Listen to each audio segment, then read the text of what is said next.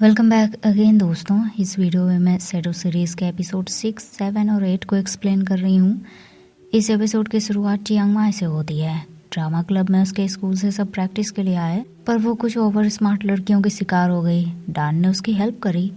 उन दोनों को साथ में नाय ने भी देखा। ये बात उसे पसंद नहीं आई। नाय को अपने रोल के लिए कॉस्ट्यूम दिए गए, उसमें एक सुअर का मास्क भी था। जोश उसका मजाक उड़ाने लगा। नाय, ये तो ट्रीन का है ना? क्या बात है, तुम्हें ट्रेन का रोल भी मिला और मास्क भी। ध्यान रहे कहीं वो अपना मास्क लेने वापस ना आ जाए। ड्रामा टीचर ने सबको जरूरी इन्फॉर्मेशन दी कि ड्रामा को प्रमोट करना है तो वो पैम्पलेट्स बांटेंगे सब। चियांग माई ने स्कूल से वापस जाने से पहले डान को एक बुक पढ़ने के लिए दिया। इस बुक के जरिए वो डान को अपने दिल की बात बताना चाहती थी। शाम में डान रूम वापस आया तो टेबल पर जोश का नोट्स मिला उसे। जोश ने नदी के पास मिलने बुलाया था उसे। डान आया तो देखा जोश अच्छे से मजे में स्मोकिंग कर रहा है। उसने डान को भी इनवाइट किया। डान ने भी सिगरेट पीकर खुद को रिलैक्स किया। जोश सीधे पॉइंट पर आया। डान से पूछा, तुम चियांग माई को लाइक करते हो? डान हंसने लगा। उसने जोश की सारी गलतफहमी दूर की। बताया, नहीं, मेरे लिए चियांग माई भी एक दोस्त की तरह है जैसे तुम लोग हो। पर हाँ, अगर तुम्हारे मन में उसके लिए फीलिंग्स है तो मैं तुम्हें स्पेस दे सकता हूँ। जोश बड़ा रिलैक्स हो गया। वहाँ से वो वापस नाय के रूम में चला गया। उसके साथ ही सो गया।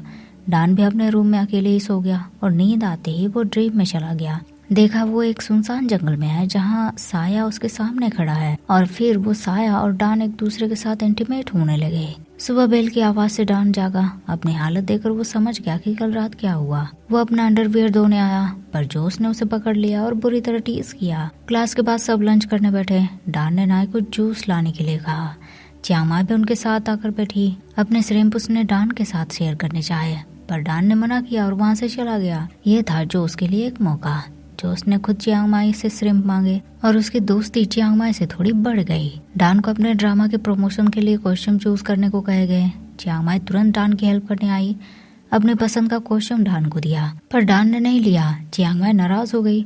जोश उसे समझाने लगा। खुद ही वो कॉस्ट्यूम मांगा उसने पर चियांग माई ने उसे डांट दिया। जोश को बुरा लगा। चियांग माई सॉरी बोलने लगी। जोश ने सीधे उसे पूछ लिया, तुम्हें डान पसंद है राइट? अगर हाँ तो मैं बता दूं, डान अच्छा लड़का नहीं है, अजीब है वो। चियांग माई को बुरा लगा कि यह लड़का अपने दोस्त के बारे में ऐसा कैसे बोल सकता है। इसके बाद वो दिन भी आ गया जब ड्रामा के लिए उन्होंने प्रमोशन रखी। सबको पैम्पलेट बांटे। जोश और नाय फोटोग्राफर बने घूम रहे थे। आज टीचर याडा अपने पति को भी साथ लेकर आई थी। पति उनकी केयर कर रहे थे। उन्होंने फादर को बताया कि वो प्रेग्नेंट है, लेकिन मैडम ने अनान को वहाँ एक लड़की के साथ फ्लर्ट करते देखा।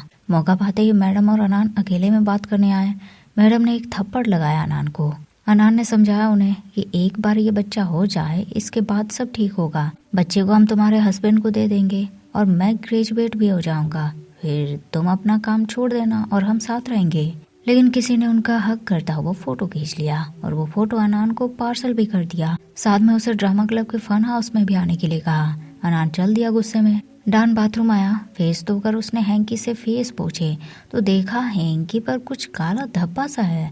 साथ ही मिरर में उसे ट्रेन दिखा। डान तुरंत ट्रेन के पीछे भागा और ट्रेन उसे फन हाउस में ले आया। वहाँ डान के साथ भूल भुलैया होने लगा। उसे मिरर में एक साथ कई अजीब लोग दिखने लगे जो चीख रहे थे। डान भागा बाहर। इसी बीच अनान भी फन हाउस के अंदर आ गया और उसे भी मिरर में ट्रेन दिख गया। अनान भी डर के मारे बाहर भागा पर उसने डान को देख लिया और उसे लगा डान ने ही उसे फन हाउस में बुलाया था। उसने डान को बुरी तरह मारना शुरू कर दिया। बात टीचर्स तक भी पहुंच गई। दोनों को डांट पड़ी, लेकिन डान को फादर पूछताछ के लिए अपने साथ ले गए। डान डॉर्म वापस आया। बाहर ही नाय मिला उसे। नाय को कुछ बताना था।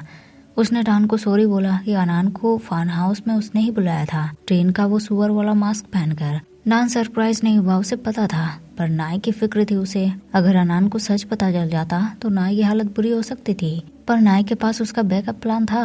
अगर अनान उसे पकड़ लेता तो मिस याडा और अनान के फोटोज वो पूरे स्कूल में डिस्ट्रीब्यूट कर देता, क्योंकि उन दोनों का ट्रेन के साथ कुछ तो लेना देना है। अनान के साथ फाइट में डान ने वो मॉन्क का ताबीज भी खो दिया और इस बार फिर से ड्रीम में वो साया उसे दिखा। नेक्स्ट डे सब लंच के लिए कैंटीन आए तो अनान ने अगेन उन्हें परेशान किया। डान बहुत ज्यादा नाराज हो गया।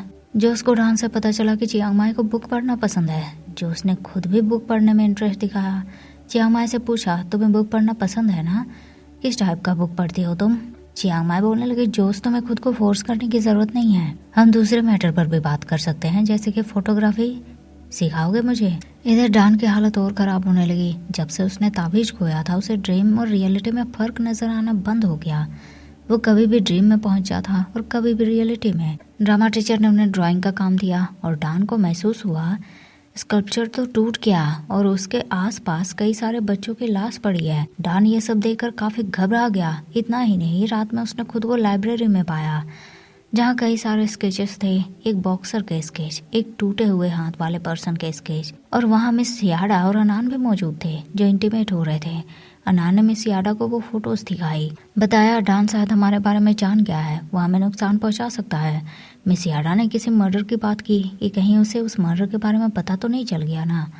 लेकिन उसी टाइम सिक्योरिटी गार्ड आ गए और तीनों अपनी अपनी तरह से छुप गए। ये खबर फादर तक भी पहुंच गई। ये लाइब्रेरी में कोई गया था। डान की परेशानी नाय ने भी नोटिस करी। उसे सबके साथ मार्केट चलने को कहा ताकि उसका मन हल्का हो जाए। सब आए मार्केट। वहाँ उन्हें एक दादी दिखी जो घोस्ट स्टोरीज बताती थी। नाय ने डान को भी स्टोरी सुनने के लिए कहा। दादी वही स्टोरी सुना रही थी, एक हाथ वाले पर्सन की स्टोरी। उन्होंने बताया वो आदमी पहले एक बॉक्सर हुआ करता था, फिर एक बार चैन से किसी ने उसका हाथ काट दिया, फिर उसे अजीब अजीब आवाजें सुनाई देने लगी। बार बार उसे लगता कि कोई चेन खींच रहा है। डान की क्यूरियोसिटी बढ़ी। उसने पूछा तो उसकी डेथ कैसे हुई, और पता चला किसी ने उसे शूट कर दिया। कहानी सुनने के बाद डान ने नाय को मोंग से दोबारा ताबीज लेने को कहा, पर यह मुश्किल था। मोंग जो भी बनाते हैं बहुत कीमती होता है और वो बस एक ही होता है, तो मुश्किल है। रात में डान फिर ड्रीम में खो गया। वो नदी के किनारे पहुंचा। वहां उसे ट्रेन ने वही ताबीज वापस करी, पर उसी टाइम अनहान आ गया और बुरी तरह डान को मारने लगा। इसका मतलब डान का ये सपना नहीं बल्कि हकीकत था। उसे ड्रीम और रियलिटी में फर्क महसूस होना बिल्कुल बंद हो गया था। तो आज के लिए बस इतना ही दोस्तों। वीडियो आपको पसंद आया हो तो लाइक शेयर जरूर कर दीजिएगा और नेक्स्ट पार्ट के लिए आप कमेंट जरूर कीजिएगा ताकि मैं जल्दी से जल्दी इसके नेक्स्ट पार्ट को आपके लिए लेकर आऊँ। तो मिलते हैं फिर नेक्स्ट वीडियो में। तब तक के लिए thank you so much guys for watching the video.